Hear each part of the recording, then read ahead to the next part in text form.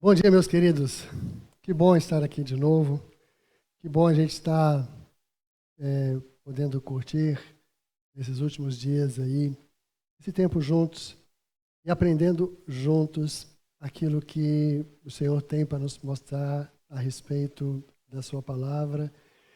E o nosso objetivo é aquele que eu já disse já algumas vezes: é caminhar lentamente no texto bíblico, é examinar o que a palavra de Deus nos fala e a gente ter uma visão clara daquilo que Deus quer de cada um de nós. Nosso objetivo é a gente entender o maravilhoso plano de Deus, como Ele age na história, como Ele agiu na história, como Ele pode agir nas nossas vidas hoje, para nos levar de volta para Ele. A gente entender que tudo existe por causa dEle, é por meio dEle, e o objetivo é sempre a glória dEle. Então nós vamos, mais uma vez, antes de nós iniciarmos o nosso estudo, quero orar com você. Então, o meu pedido agora é a gente dar uma parada aí, a gente dar aquela respirada, vamos nos aquietar, vamos permitir que o Senhor fale ao nosso coração. O Senhor nos dirija nesse tempo, esses próximos minutos aí juntos, e que Ele mesmo nos ensine e que Ele mesmo desperte em cada um de nós aquilo que Ele quer falar, aquilo que Ele quer fazer em nossas vidas. Pai de amor, como é bom, Pai. Como é bom estar na Tua presença.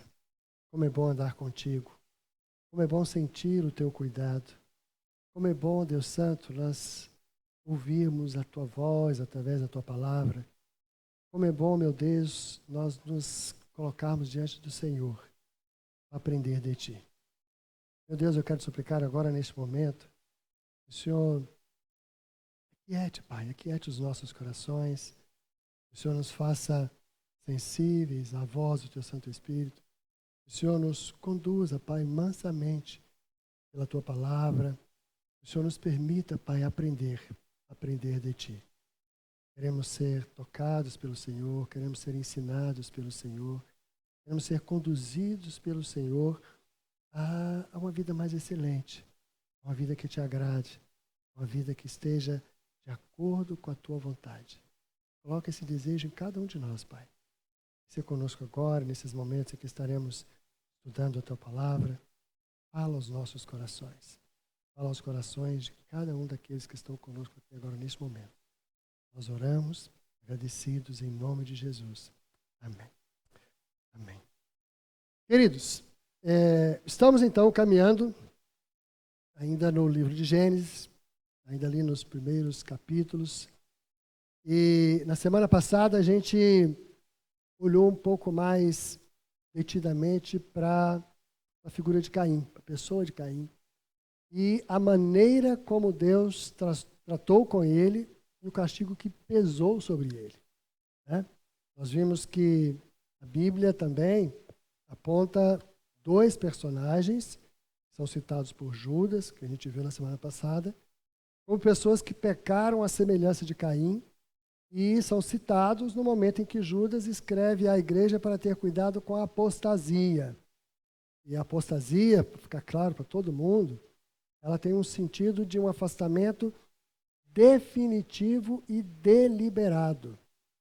É uma renúncia completa e total da fé e ou da correta doutrina. Não se refere, portanto, a um mero desvio ou um afastamento temporário, mas sim em caráter total e definitivo. Então, foi isso que aconteceu ali com Caim. E quando a gente olha para as histórias de Balaão e Coré, nós precisamos ter em mente que se tratam de apóstatas também. E assim podemos entender a rejeição de Caim e o perigo de seguir um caminho semelhante ao que ele seguiu, né? A gente falou tanto de Balaão e de Coré e dessa rejeição deles, da apostasia deles. Vamos entender um pouquinho mais, vamos conhecer um pouquinho mais a figura desses dois personagens. Eu quero começar então com Balaão. Quem é Balaão? Ou quem era Balaão? Balaão era um adivinho e ganhava dinheiro com suas adivinhações. E com esse intuito, ele se colocou a serviço de Balaque. Balaque era um rei moabita, um rei idólatra. Ele se colocou a serviço de Balaque para amaldiçoar o povo de Deus. No entanto, quando a gente olha a narrativa lá de Números, né? Isso está lá em Números 22, 23, 24, que a gente vê a história de Balaão. No entanto, o próprio Deus não permitiu que Balaão proferisse qualquer maldição contra o povo de Israel e impediu de seguir o seu caminho. A gente pode ver, inclusive, o relato que Josué faz a respeito de Balaão, lá no capítulo 24, versículos 9 e 10. Lemos o seguinte: levantou-se também Balaque, filho de Zippor, rei dos Moabitas, e pelejou contra Israel. E mandou chamar Balaão, filho de Beor, para que vos amaldiçoasse. Porém, eu não quis ouvir a Balaão, pelo que ele vos abençoou grandemente, e eu vos livrei da sua mão. Então é Deus dizendo, através ali do relato de Josué, que Deus não ouviu, Deus não permitiu, Deus não deixou que Balaão seguisse aquele intuito de amaldiçoar o povo de Israel, e ao invés disso, Balaão, então, ele abençoou o povo. Só que, mesmo sendo impedido por Deus, o coração de Balaão estava inclinado a buscar um jeito, uma maneira, um meio de receber o prêmio que Balaque tinha oferecido para ele. Ele não conseguiu amaldiçoar o povo de Deus de forma direta, porque Deus não permitiu. Mas ele usou outro estratagema. Ele orientou os moabitas a se prostituírem com os israelitas, fazendo com que o povo de Deus descumprisse a ordem direta de Deus. Em decorrência disso, o povo então começou a se envolver com os hábitos e costumes pecaminosos daquele povo ímpio. Olha o que diz aqui o texto de Apocalipse, quando João, mais uma vez, ele faz referência a Balaão, né? A primeira referência que nós vimos de João lá atrás foi quando ele falou de Caim, lá na primeira carta de João, né? Agora em Apocalipse, que foi escrito por João também, ele escrevendo às igrejas lá da Ásia, ele faz referência a Balaão, perdão. Olha só, Apocalipse 2,14. Mas algumas poucas coisas tenho contra ti, porque tens lá os que seguem a doutrina de Balaão. Essa aqui é a carta à igreja de Pérgamo, onde Deus está falando ao anjo da igreja que está conduzindo a igreja de Pérgamo, né? Então ele está dizendo, mas algumas poucas coisas tenho contra ti, porque tens lá na igreja, né, os que seguem a doutrina de Balaão. E aí ele vai explicar que doutrina é essa, né? O qual ensinava Balaque a lançar tropeços diante dos filhos de Israel, para que comessem os sacrifícios da idolatria e fornicassem. Então aqui, Balaão, o que João está dizendo aqui em Apocalipse, é que Balaão ali, ele estava ensinando o rei Balaque como ele conseguiria levar o povo ao pecado, e levando o povo ao pecado, quer dizer, descumprindo a vontade de Deus, levando o povo ao pecado, e aí o povo deixaria de estar sob a proteção de Deus, e aí o povo então poderia estar à mercê de Balaque. Então, em outras palavras, nós também podemos ver aqui que Balaão deu um jeitinho, conseguindo que o povo de Deus desobedecesse a orientação de se manterem santos. Ele arrumou um estratagema para que o povo doasse a Deus de outra forma. Então, a partir dessa forma, a partir desse estratagema, né, o povo de Deus então começou a se relacionar com os moabitas. E aqui significa o seguinte, que eles foram se envolvendo com os hábitos e costumes deles em desobediência à palavra de Deus. Em outras palavras, Balaão levou o povo a pecar, dando a entender que eles não precisariam seguir a Deus de forma tão rígida, que a coisa não era exatamente como estava escrito ali, que as coisas podiam ser um pouco maleáveis, né? é aquela verdade cinzenta, né? Não é nem preto nem branco, é cinzenta. Lembra que a gente falou lá no início, que nosso Deus é um Deus de distinção?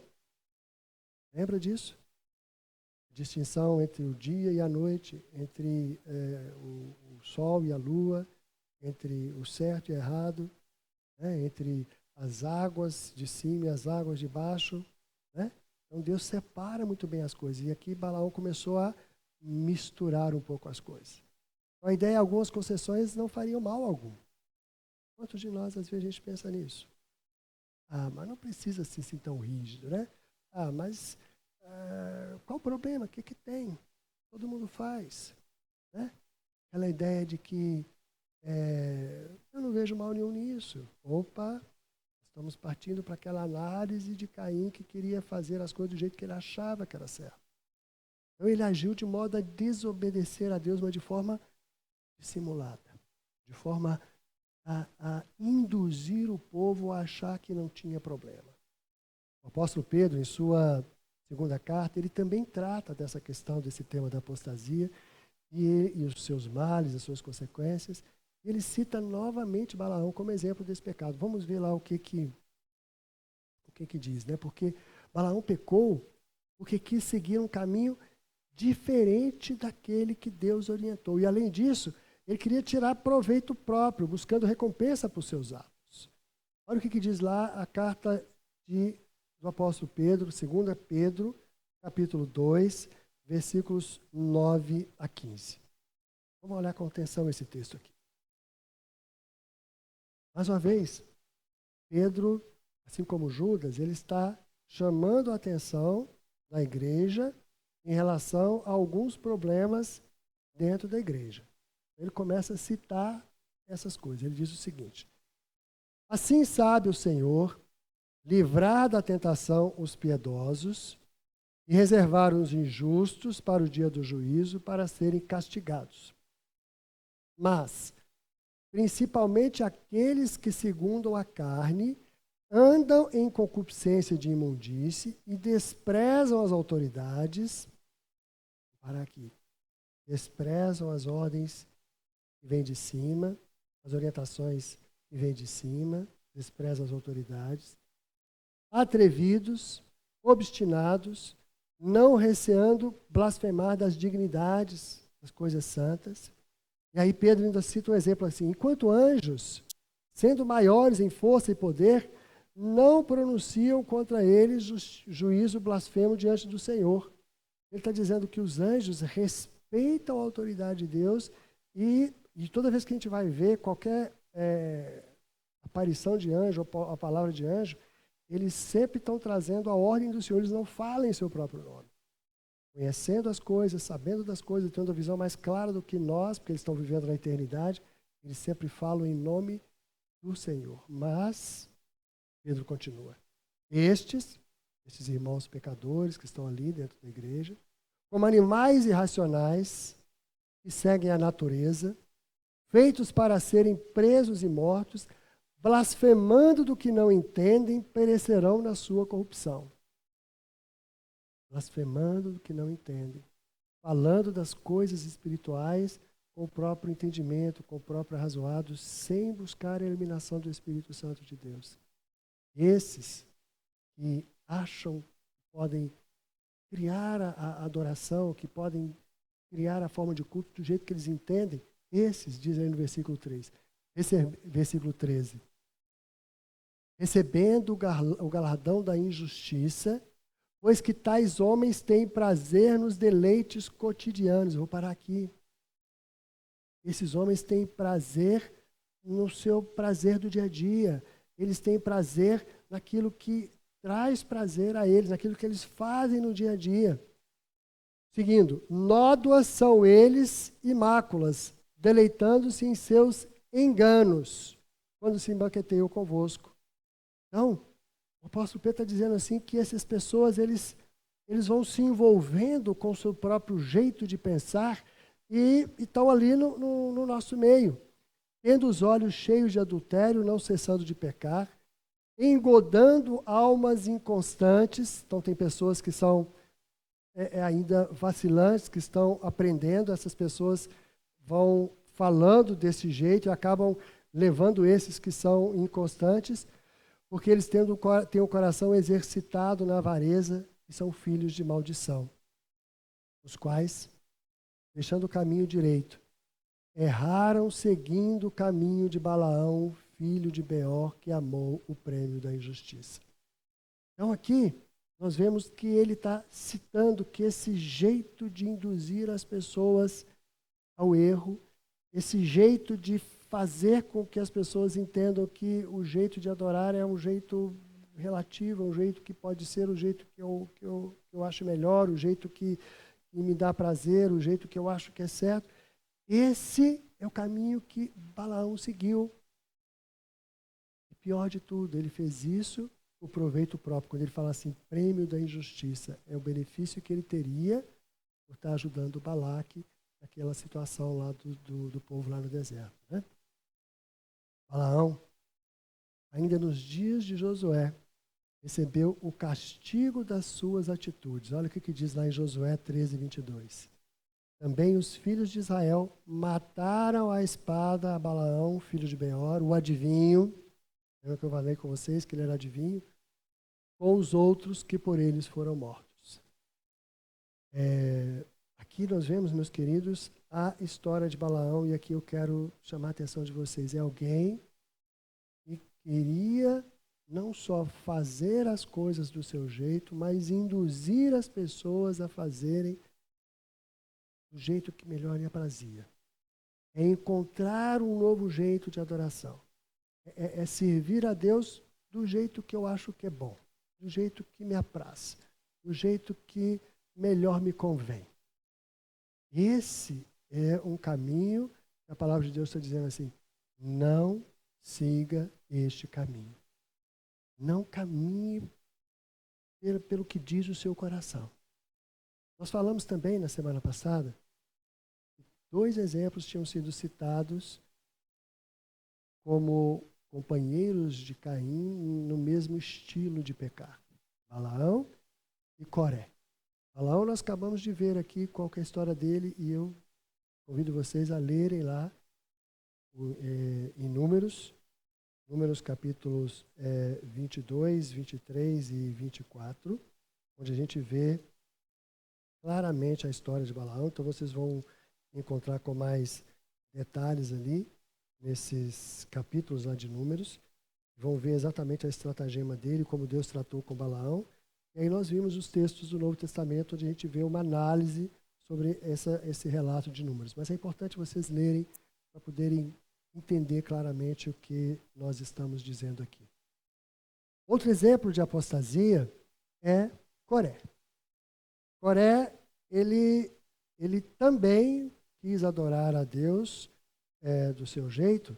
E Coré é um caso muito interessante, porque Coré era dos filhos dos levitas, isto é, ele estava a cargo do serviço de culto durante a peregrinação do povo no deserto.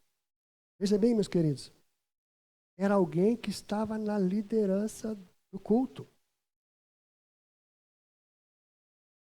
Olha a responsabilidade desse rapaz. Ele estava na liderança do culto, ele tinha sido incumbido por Deus de cuidar ali das questões associadas ao culto. Quais eram as atribuições dos levitas? Eles eram responsáveis pelo sacrifício, então, por imolar os animais, aspergir o sangue. Naquele momento da história era assim que Deus exigia que fosse feito. Isso era um anúncio, era um prenúncio do sacrifício maior que Cristo faria na cruz, quando ele derramou seu sangue lá por nós, de uma vez por todas. Mas até que o prometido, né, o filho da mulher que Deus falou lá em Gênesis 3,15, chegasse até na cruz para esmagar a cabeça da serpente, o homem então seguia com esses ritos de sacrifícios, que era uma maneira de anunciar, de pregar o sacrifício de Jesus. Então os levitas, eles eram responsáveis por isso. Eles aceitavam ali a oferta do povo, definia ali aceitava ali o culto, limpava o templo, mantinha a lâmpada acesa dentro do tabernáculo, mantinha tudo limpo, organizava ali o processo de culto com todo mundo e ainda eram responsáveis pela adoração. Eram eles que eram responsáveis pela adoração. A gente vê isso de forma muito mais clara mais adiante, quando o templo já está constituído, os levitas eles eram responsáveis pela adoração, pelo culto, pelo louvor a Deus. Eles é que conduziam o povo a isso. Então, esse homem estava à frente da adoração, num determinado momento, ali no deserto, ele se rebelou contra a autoridade de Moisés. E olha só, ele entendeu que não precisaria seguir as orientações dadas até então, de como o culto deveria ser feito, de como a adoração deveria ser prestada. Ele simplesmente desprezou a liderança de Moisés e ele entendeu, na cabeça dele, que a maneira de cultuar e adorar a Deus não precisava ser necessariamente de acordo com as orientações de Moisés, mas que qualquer deles podia assumir essas atribuições. Olha só o que diz o texto em Números, e eu quero que vocês prestem atenção nisso aqui, meus queridos. Números capítulo 16, versículos 1, 2 e 3. Coré.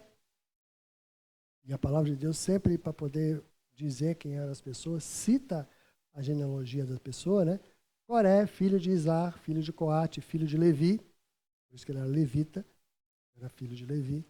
Tomou consigo a Datã e Abirão, filhos de Eliabe, e Aon, filho de Pelete, filhos de Ruben, e levantaram-se perante Moisés com 250 homens dos filhos de Israel, príncipes da congregação, chamados Assembleia, homens de posição, e se congregaram contra Moisés e contra Arão, e lhes disseram: basta-vos, pois que toda a congregação é santa, todos são santos e o Senhor está no meio deles. Por que, pois, vos elevais sobre a congregação do Senhor? Em outras palavras, olha o que aconteceu. Ele fez uma espécie de um motim. Diz a palavra de Deus que ele agregou a si 250 homens de posição. Então, eram 250 líderes também do povo. E começaram a questionar o seguinte: espera aí, toda a congregação é santa. Todos nós somos povo de Deus. Por que só Moisés é que tem que falar? Porque é só ele que tem que conduzir as coisas. Nós também podemos. Nós também podemos. Nós também somos povo de Deus. Nós também somos santos. E aí, eles se levantaram contra a autoridade daquele homem que Deus instituiu para conduzir o povo. Aqui eu quero chamar a atenção de vocês. Coloquem-se diante de Deus com temor e tremor todas as vezes que vocês se levantarem contra o servo que o Senhor tem colocado à frente da sua igreja. Se esse homem pecar, pastor da igreja, ele vai prestar contas com Deus. Nós não temos aqui que fazer como Coré, de juntar as pessoas, de juntar um grupo e de achar que agora vai ser do nosso jeito. E é interessante a postura de Moisés diante da ação deles. Aqui eu quero chamar a atenção de vocês, meus queridos, que apesar de a gente estar analisando um contexto aqui que seria como que um contexto de culto, a palavra vale para qualquer autoridade que Deus constitui. Qualquer autoridade que Deus constitui. Eu quero chamar a atenção de vocês, por exemplo, que Jesus, o nosso Senhor, Senhor de todo o universo, quando ele veio aqui nesse mundo, quando questionaram a ele sobre a questão dos impostos, porque eram impostos abusivos, eram impostos cobrados de maneira inadequada, o povo estava sendo oprimido pelo Império Romano, mas ele não se levantou contra aquele homem. Quando ele foi julgado, e que Pilatos chegou diante dele e falou assim, olha, eu tenho autoridade para poder te matar. E Jesus falou assim, você tem porque você recebeu essa autoridade. Então Jesus não se levantou contra ele. Quando os discípulos chegaram para poder perguntar para Jesus se devia pagar esse imposto abusivo, exagerado, injusto, Jesus falou o quê? Dai a César o que é de César e a Deus o que é de Deus. Distinção. Distinção. E aí Moisés, voltando ao nosso texto aqui, quando ele percebeu a atitude de Coré e dos homens que se levantaram com ele, ele colocou essa situação diante de Deus. Ele não saiu em sua própria defesa e não tomou para si a afronta. Moisés se prostrou diante do Senhor com o rosto em terra e deixou que essa questão fosse resolvida diretamente pelo Senhor. Era Deus quem deveria mostrar para todo o povo que ele, Moisés, era o homem que Deus havia escolhido e que ele estava fazendo apenas o que Deus mandava. Olha o que diz o texto, continuando a leitura de Números. Quando Moisés ouviu isso, caiu sobre o seu rosto e falou a Coré e a toda a sua congregação, dizendo, amanhã pela manhã, o Senhor fará saber quem é seu e quem é o santo que ele fará chegar a si. E aquele a quem escolher fará chegar a si. Diante do desafio apresentado por Moisés, Coré e todos os que o seguiram, viram que Deus exige adoração conforme ele mesmo determina. Ou veriam, melhor dizendo, né? Veriam que é Deus quem define essas coisas, né? Não é algo que cada um possa fazer do jeito que melhor lhe convier. A adoração a Deus não sou eu quem escolho. Não sou eu quem escolho. O jeito de andar com Deus, o jeito de fazer a vontade de Deus, é a vontade de Deus, não é a minha. É por isso que nós temos a palavra de Deus conosco. É para a gente ler e aprender e ouvir aqui o que Deus fala nos nossos corações. E aí nós vamos andar de acordo com aquilo que Deus determina. É obediência. Lembra da aliança lá no Éden? Obediência. O castigo da desobediência é a perda da comunhão. É o afastamento de Deus. E aí, se a gente não quer isso, meus queridos, se nós queremos comunhão com Deus, nós temos que fazer do jeito que Ele quer. Então, não é algo que cada um possa fazer do jeito que melhor lhe convier. E com qualquer outro sentimento no coração que não seja exclusiva adoração. Deus é santo. Deus é santo e quer santidade de nós. Sede santos porque eu sou santo, diz o Senhor. Deus orienta e ensina a sua vontade, escrita para nós hoje em sua palavra, como eu falei com vocês aqui agora. E quer que sigamos os seus caminhos. Coré, ele aprendeu isso pagando com a própria vida. E o povo também aprendeu. Olha o que diz o relato de número 16. Então disse Moisés, nisto conhecereis que o Senhor me enviou a fazer todos estes feitos e que de meu coração não procedem. Se estes, os de Coré, da família dele, né? Se estes morrerem como morrem todos os homens, e se forem visitados como são visitados todos os homens, então o Senhor não me enviou. E aconteceu que, acabando ele de falar todas essas palavras, a terra que estava debaixo deles se fendeu, e a terra abriu a sua boca e os tragou com as suas casas, como também a todos os homens que pertenciam a Coré e a todos os seus bens. E eles e tudo que era seu desceram vivos ao abismo, e a terra os cobriu e pereceram no meio da congregação. Então, meus queridos, Coré pagou com a sua vida por conta de uma desobediência frontal à palavra de Deus. E mais uma vez eu quero chamar a atenção de vocês aqui. Por que isso aconteceu? porque era o início da revelação. Porque Deus se mostrava de forma clara e direta para o povo. Lembra que eu falei com vocês lá quando ele castigou Caim? É porque era a revelação mais clara. Então, quando o homem está se rebelando diretamente contra a revelação clara de Deus, Deus, do alto da sua soberania, decreta o juízo para ele, porque não tem outro meio. Porque se é o próprio Deus falando e a pessoa não escuta, então não tem outro meio, não tem outra salvação. Por isso que as pessoas eram mortas daquele jeito. Naquele tempo, era Deus mostrando o caminho a ser seguido. Deus age com graça, meus queridos, com amor, mas Deus é um Deus justo. Deus é um Deus justo. Alguém já perguntou assim, o que eu faço para ir para o inferno? A resposta é nada. Nós somos pecadores, nós estamos separados de Deus por conta do nosso pecado, e o nosso próprio eu conduzindo a nossa vida. Então, esse caminho é o caminho que nos leva ao inferno. Agora, como é que eu faço para ir para o céu? Eu tenho que ter os olhos desvendados para enxergar que eu estou encaminhando em direção ao inferno.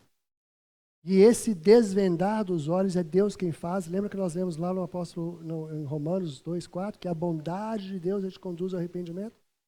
Então a bondade de Deus está sempre presente. Então quando a gente permite que essa bondade nos desvende os olhos, Deus vem e desvenda os nossos olhos, nós enxergamos o caminho que nós estamos indo para o abismo e a gente então se arrepende. Arrepender é voltar.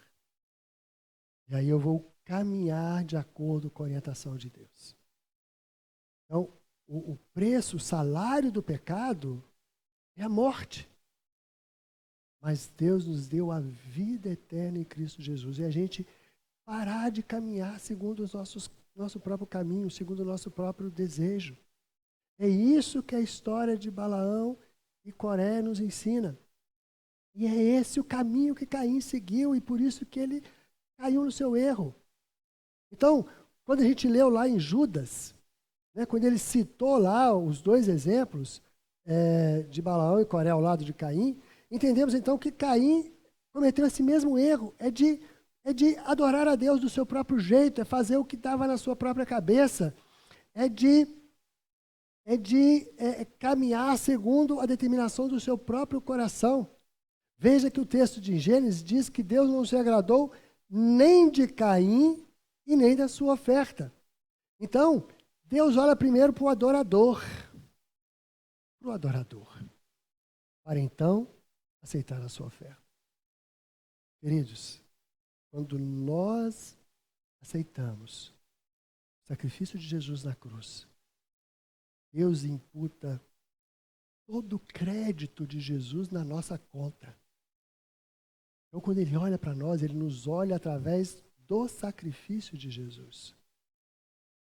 E aí, Ele vai ver o preço que foi pago e não existe mais nenhum débito. Nenhum débito em nós.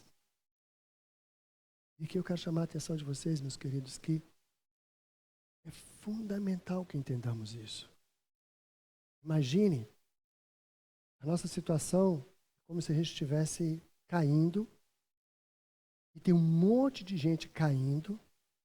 E se as pessoas estão caindo, uma não consegue ajudar a outra, porque está todo mundo caindo. Então a única maneira de eu deixar de cair é se alguém de fora me tirar da queda.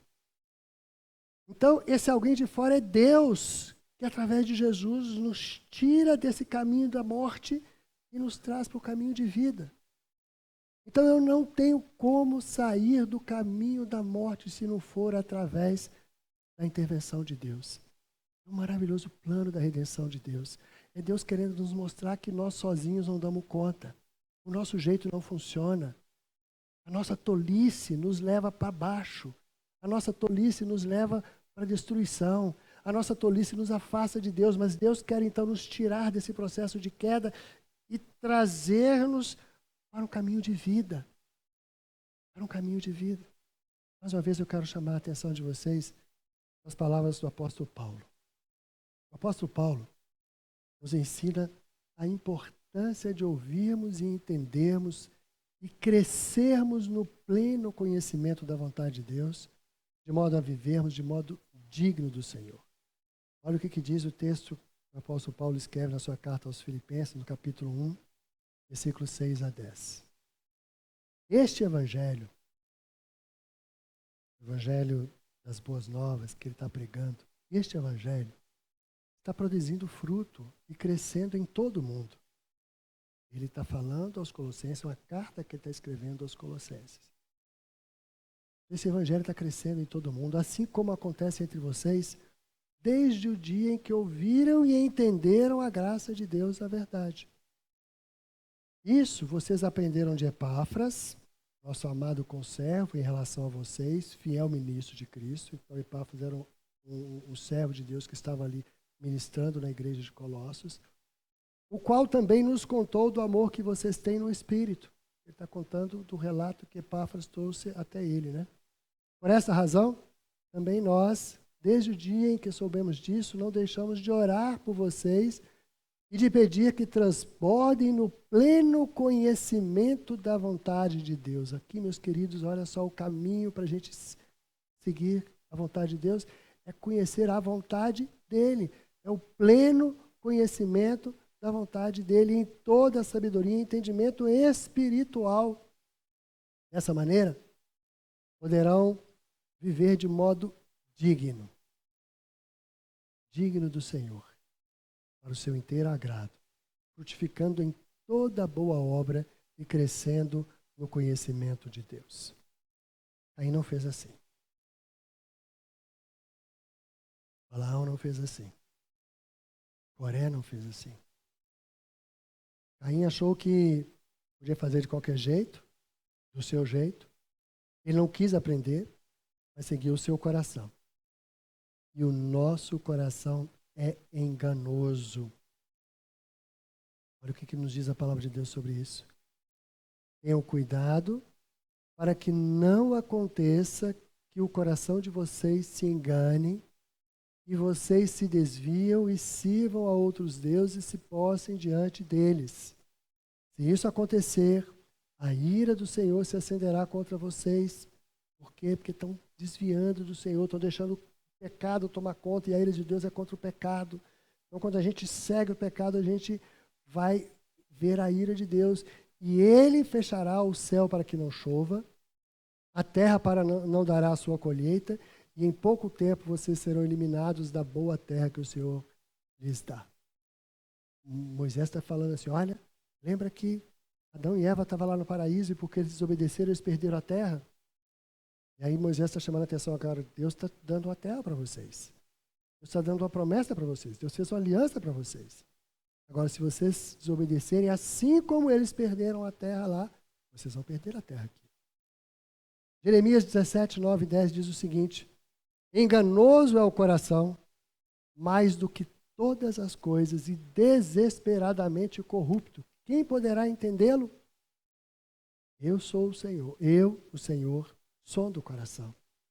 Eu provo os pensamentos, para dar a cada um segundo os seus caminhos, segundo o fruto das suas ações.